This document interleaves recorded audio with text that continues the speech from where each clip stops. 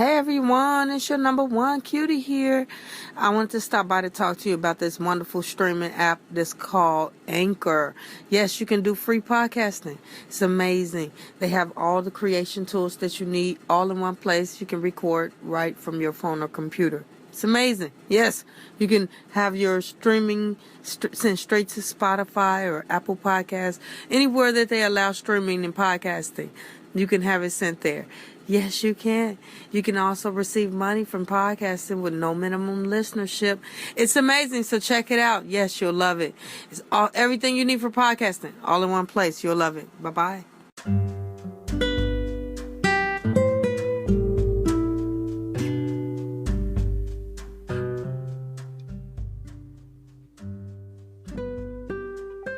Well, hello everyone, and welcome to another episode of We're All Cuties Here podcast.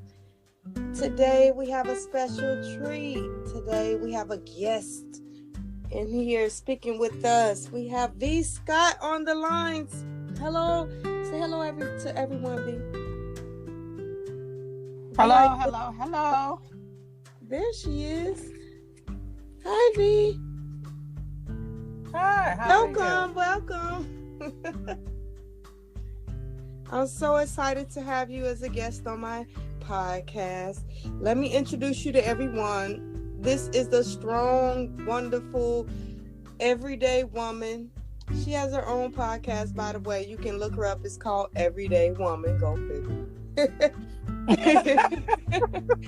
But yes, she is very powerful poet. I would call her a life coach because she's been through a lot of life experiences and can give you a lot of insight. And that's one of the reasons why I asked her to come onto this podcast to give some insight on this topic that I'll be touching on today. All right. So today's topic that we will be discussing is going to be, it's a very touchy subject, but it's one that needs to be discussed. It is self-doubt. Yeah. We all go through it. Oh yeah. It can be the hindrance that keeps us from our destinies, from our legacies, from our purpose, from our calling. It can be the fear that builds up within us that keeps us from overcoming boundaries and things that block us from goals and dreams. So I really want to discuss this. I really want to talk about how you overcome self-doubt, because we all have our own ways of dealing with these things, life circumstances. And I just want your intake on how you deal with this, and I'll give you mine once you're done, but I just want your insight on how you deal with self-doubt. Take it away, Vii. Well, let me see. I don't even know where to begin because a lot of times it's things that we probably was taught to us where we end up with self-doubt, where we doubt ourselves. And we have to look back into that and try to figure out how to heal in the process of going through. Usually what I do is try to talk positive to myself. Mm-hmm. Let myself know that I can do it. Just over the summer, side note, excuse me. So I didn't know how to swim. And I wanted to learn how to swim. Swim either. Oh Yeah. my gosh. I tried to learn last summer as well. Didn't work for me. Oh no. I didn't know how, but I have been wanting to learn. But long story short, as a child, because I told my uncle I wanted to learn how to swim, and he told me that Black people didn't swim. So he told a 6-year-old child that Black people don't swim. So I believed him. And then when I saw that, when I became a teenager, that my cousins knew how to swim and I didn't, I was like, oh, he lied. Oh my goodness, which made you feel some type of way about him. Of course, of It course. made you not be able to trust his judgment. So his judgment was trash, and it still is trash.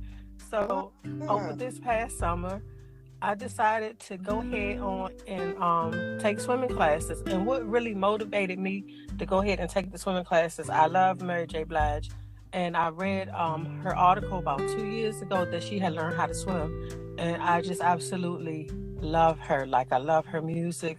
Her music gets me through so many things. It's so soulful. So, yes.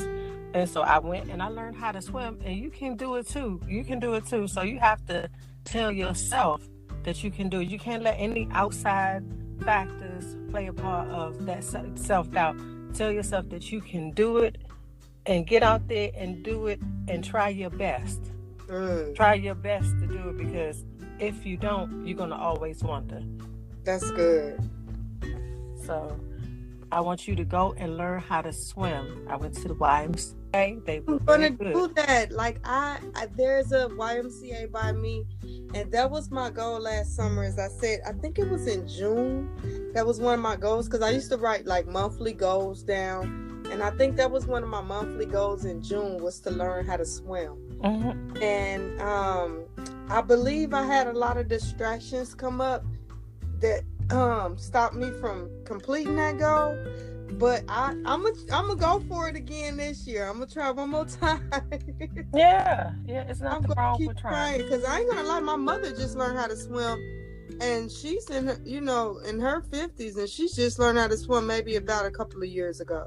Yeah. I mean, it's nothing wrong with learning how to swim later in life. I'm 47. And some of the ladies that in the class were older than I am. Wow. And, yeah, they were in there. They were learning how to swim. They were happy and excited. And I met a beautiful young lady, probably about 17, 18. She already knew how to swim, but she was so courageous, and she was helping me as well. Fear, and she was helping me. And she said, "You have to be fearless." How did you overcome that fear? Because that's my biggest thing. Like, I'm a floater. I can float, dead man float out of this world. But when it comes to moving in the water, I can kick my legs, move my arms, but when I stand up, I'm still in the same spot. So my whole thing is, like, how did you overcome that fear and learn how to trust the water?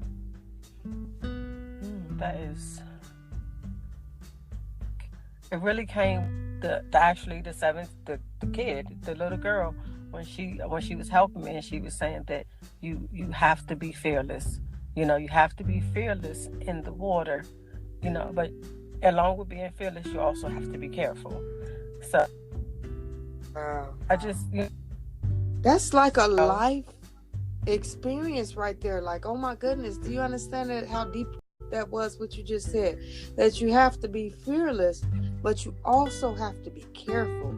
Like, in this life, we have to take risks, but at the same time, we can't be dumb. We gotta still use our common sense. Just because you're taking a risk don't mean run out in the middle of the traffic where cars are coming. Come on, you're gonna get hit. It's like, use your common sense at the same time. Exactly.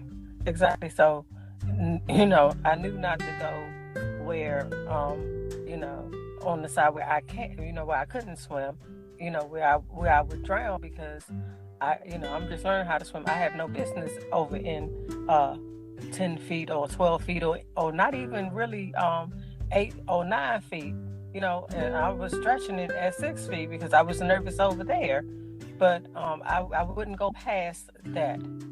So you just have to know your limits. You have to know.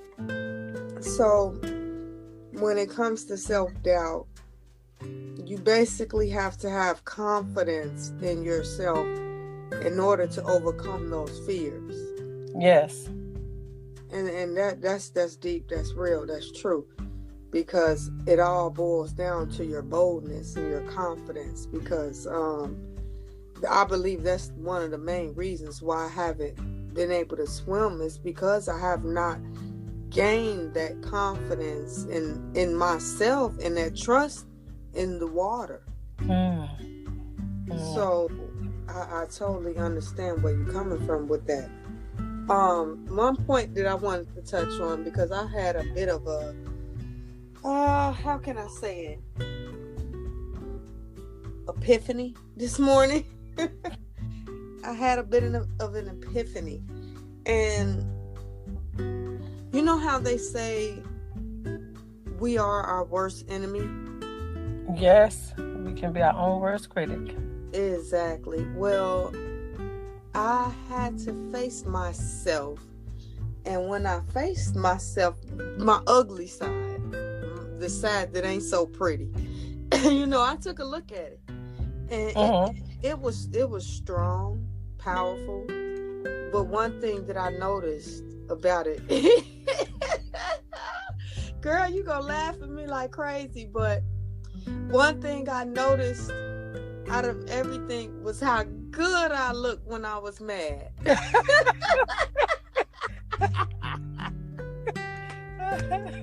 was like, girl, you mad, but you look real good.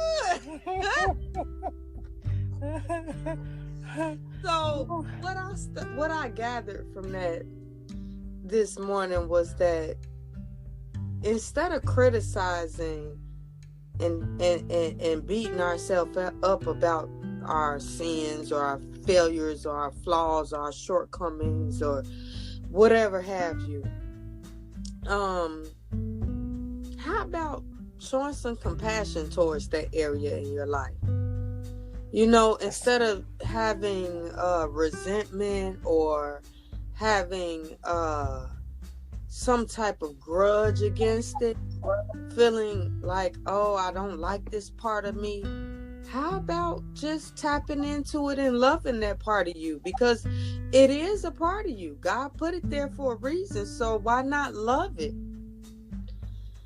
And if you love even your flaws, even your mistakes, because I had a lot of surgeries on my leg as a child, and growing up, I used to tell myself, when I grow up, I'm gonna get my scars removed from my leg, because I didn't want to be reminded of all the pain I had to endure and all the pain I went through. But one thing that I have noticed is that I wouldn't be me without it. Exactly. So I'm at the point in my life where no, I wouldn't change anything. I'm perfectly okay with the bad stuff that happened too. And when you learn to be okay with the bad side of you and your flaws, because we all got that negative side that we be like, oh, I did it again. Oh, I messed up again. We all got that side of us. Instead of beating ourselves up about having that side, how about being a little bit more gentle with that side and appreciating it? Yeah. You know what I'm saying? No, this side is pretty too. It's pretty, but it might be pretty ugly, but it's still pretty. Yeah. Because that's what I was thinking. Because I have had a pretty ugly side that I definitely had. So you know what I mean? Yeah. Like that side can be hideous. I had to work on her. I had to work on her because she was not gentle. She was not kind. No. And she really needed to. I needed to suppress that person, but that person can still come out. When you suppress, it's actually just making it more bigger. Because it's like anything that you focus on magnifies. So by you suppressing it, it's really putting more attention towards it. Little do you know. It's like an addiction. Like when you're trying to stop doing something, it makes you want it even more. It's like I wouldn't necessarily suppress it if I was you. I would more so face it and deal with it, because that's what I did. I faced that ugly side of me, and I said, man, I look clean in this ugly face, and all I can say is, hey, you're kind of sexy. You're looking kind of good. my goodness, out of all the bad, I found something good in it. Out of all the power and the energy that I felt, I found something good and sweet in there. And that's what